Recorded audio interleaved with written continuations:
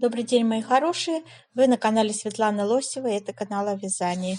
Сегодня я хочу вам показать свою новую работу. Вязаный топ с ажурным узором, белоснежный. Буду сейчас говорить витиевато, словно сотканный из утренней дымки.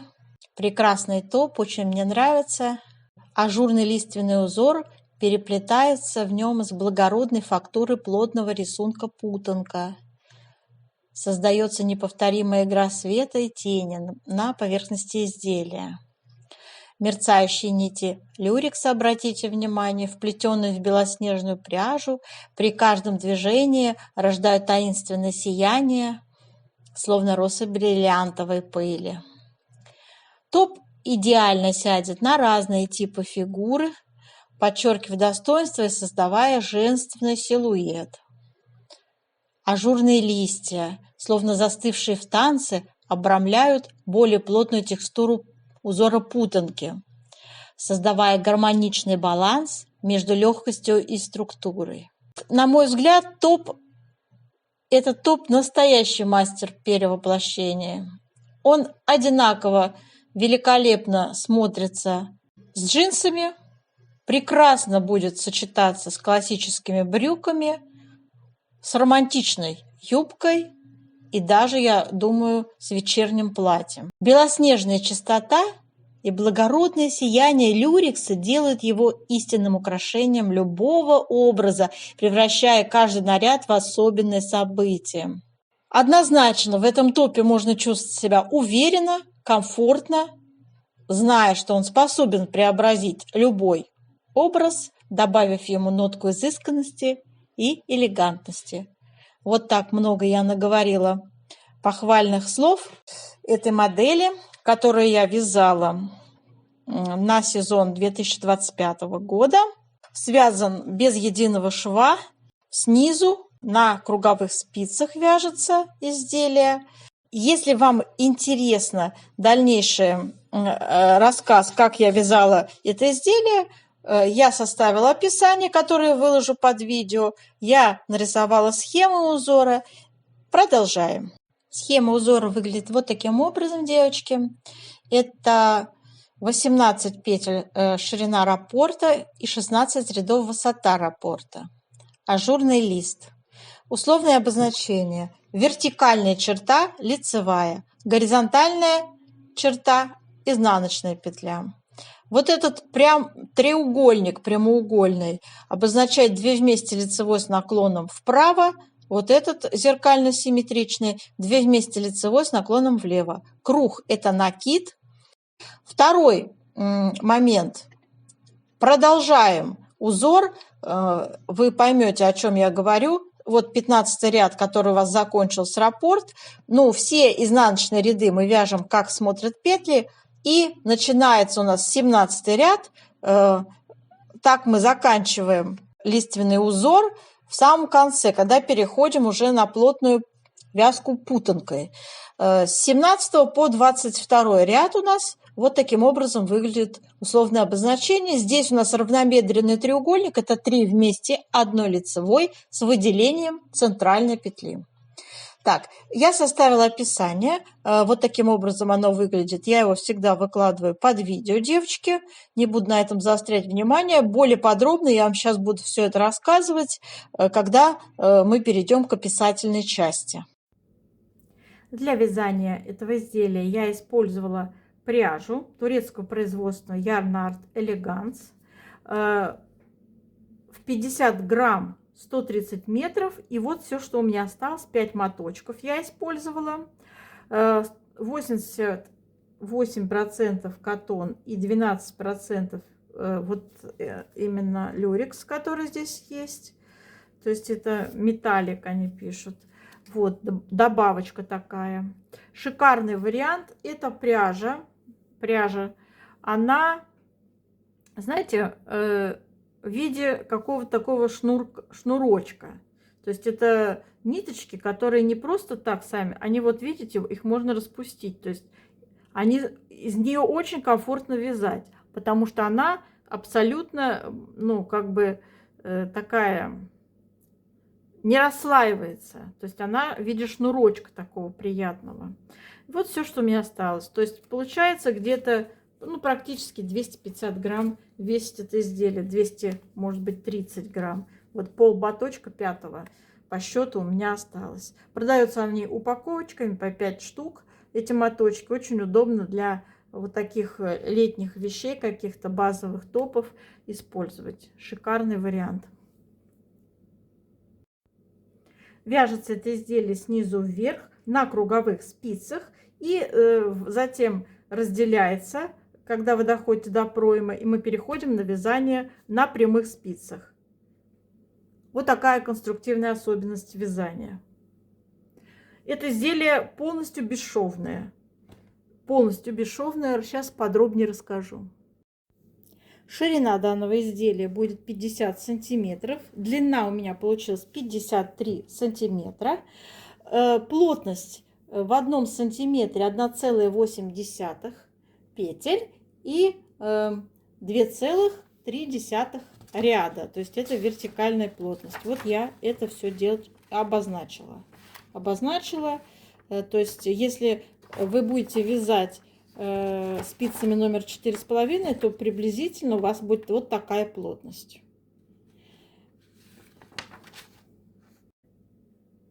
Я вязала планочку, набирала на спице номер 3,5 планку, вязала 160 петель по кругу. Это круговые спицы. Затем в последнем ряду прибавляла равномерно по 20 петель всего по кругу. В итоге, ну, то есть на спинку перед по 10 петель. В итоге должно получиться у вас 180 петель. И после этого распределяем узоры. Раппорт узора у нас 18 петель. И как раз у нас получается 10 раппортов. Ровно 10 раппортов по 18 петель. Как вязать этот узор я не буду показывать, поскольку он довольно простой. Условное обозначение я вам уже рассказывала ранее.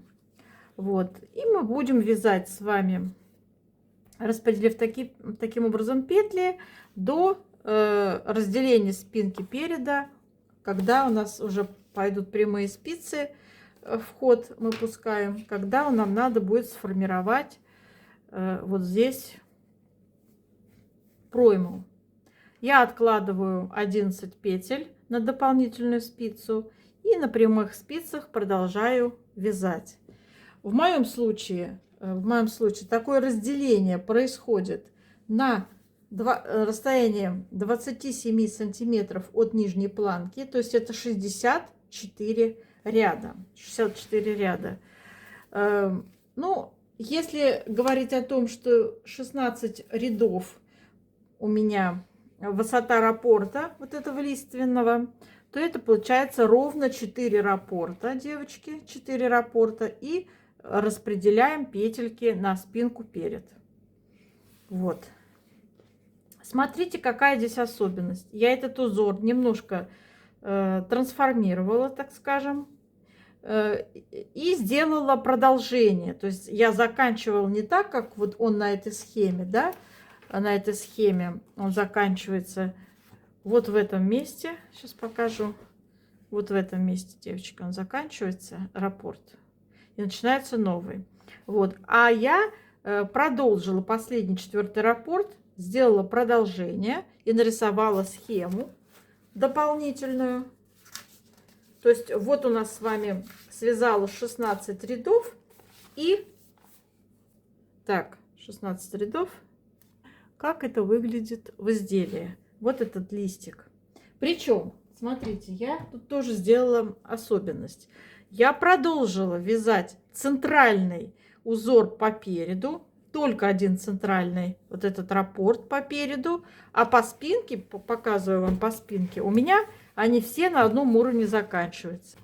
То есть здесь я не стала вот это выделять, только по переду центральный у меня идет раппорт.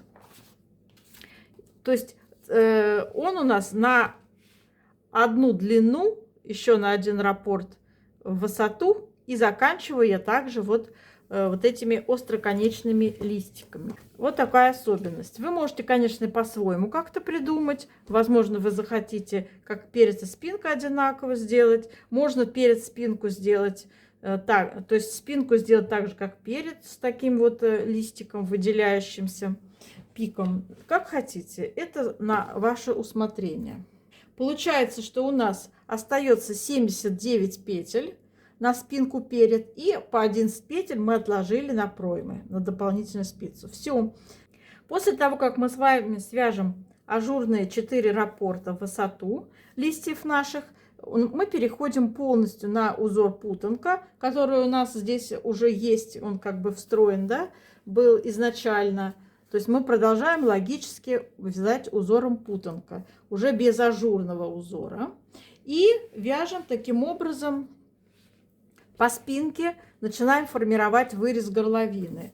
Значит, по спинке у меня получается через 21 сантиметр с половиной, то есть через 50 рядов от начала формирования проймы, то есть когда мы перешли на прямые спицы, провязали 50 рядов по спинке и начали формировать вырез горловины. Итак, вырез горловины спинки — это 37 петель у нас выходит на ширину, и закрывала следующим образом. То есть вот у меня идут по центру, я закрыла 27 петель одним разом, и дальше я в каждом втором ряду последовательно закрывала 3 петли и 2 петли в каждом втором ряду.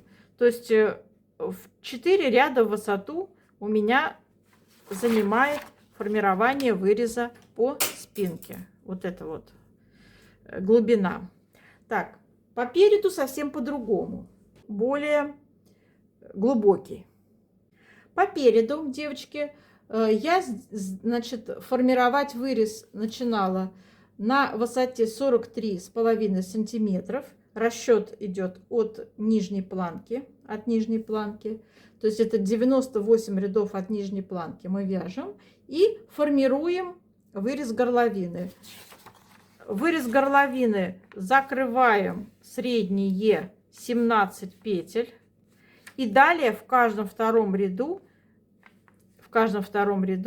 я закрывала, то есть 10 раз по одной петле. И тут также 10 раз по одной петле. В каждом втором ряду. Вот так. У меня остается петли плеч по 21 петле. И я их не закрываю, а откладываю на дополнительную спицу. Мы их будем, девочки, с вами сшивать по открытым петлям. Ну, конечно, вы можете шить любым другим способом. Я лично сшивала. Вот. Шовчик сделала, видите, да? То есть у меня здесь нет шва, и вот так вот все это дело выглядит. Вот. Без шва, получается. Сшили по открытым петлям. Много мастер-классов в открытом доступе, как это сшить по открытым петлям, поэтому я на этом заостряться не буду. Сейчас я расскажу вам, как у нас получается сборка.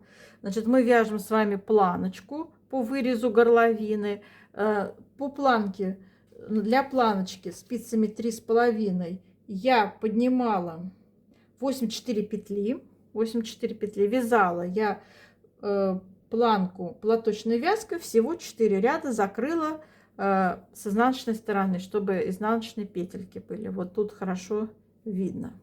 Вот. Теперь по поводу проймы.